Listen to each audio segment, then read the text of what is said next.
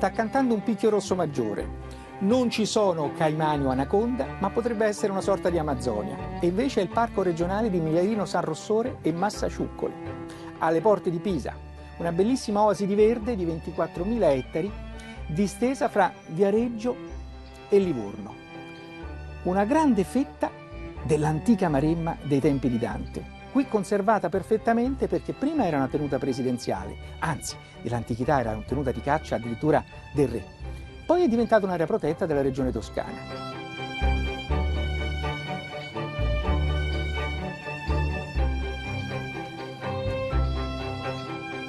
Quando si è trattato di scegliere un simbolo per quest'area protetta, la scelta è caduta su questa pianta monumentale, la farnia, una grande quercia che cresce con i piedi nell'acqua, in queste piscine, così si chiamano tecnicamente questi stagni che si formano temporaneamente nei boschi allagati durante la stagione invernale.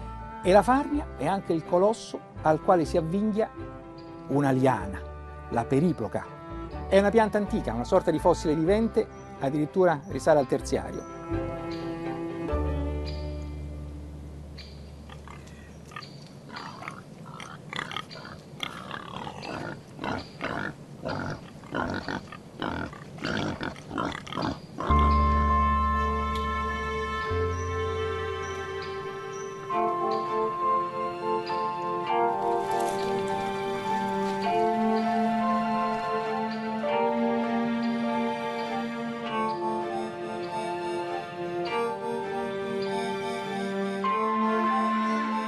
Questa è l'altra parte importante del parco, una zona chiamata le lame.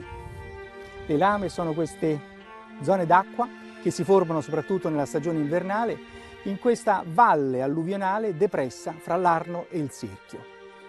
Questa zona, se le idrovore dovessero fermarsi, tornerebbe a essere un unico grande lago.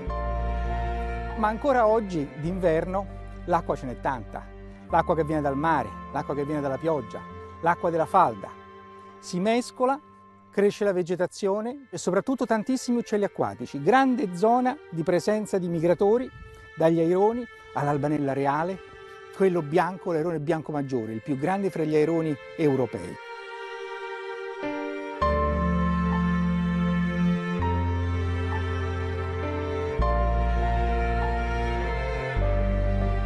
Una torre di osservazione per contare daini e cinghiali, animali talmente abbondanti che sono addirittura in sovrannumero. Ogni tanto bisogna prelevarne alcuni, regalarli ad altri parchi e riserve per ripopolare altre zone e permettere qui alla vegetazione di non essere troppo sofferente.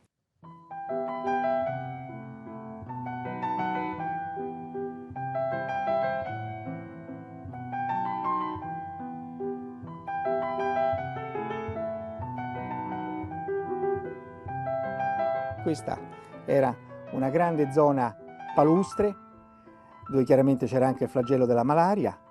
Oggi la malaria non c'è più. Questa palude serve a sostentare tantissime specie animali. Laggiù la foce dell'Arno.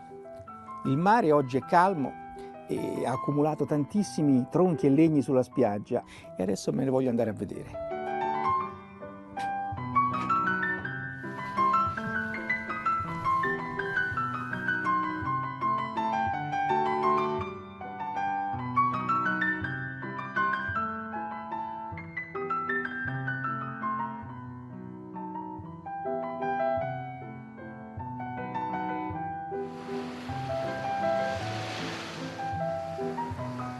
Quanta strada farà questa piccola volpe che trotterella sulla spiaggia? Ne farà un pochino di meno perché comincio a essere stanco, però che bella passeggiata.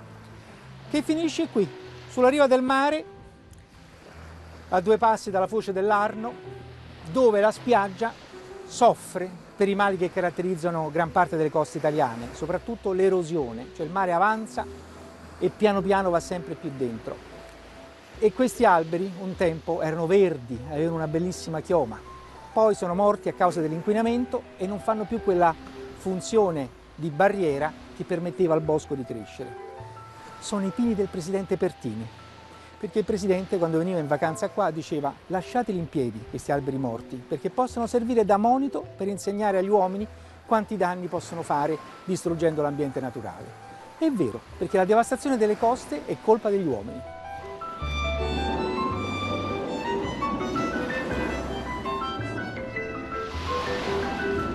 È colpa degli uomini che portano via la sabbia dai fiumi, che modificano il movimento delle correnti costiere, che distruggono la vegetazione dunale e non fanno più fermare i venti marini.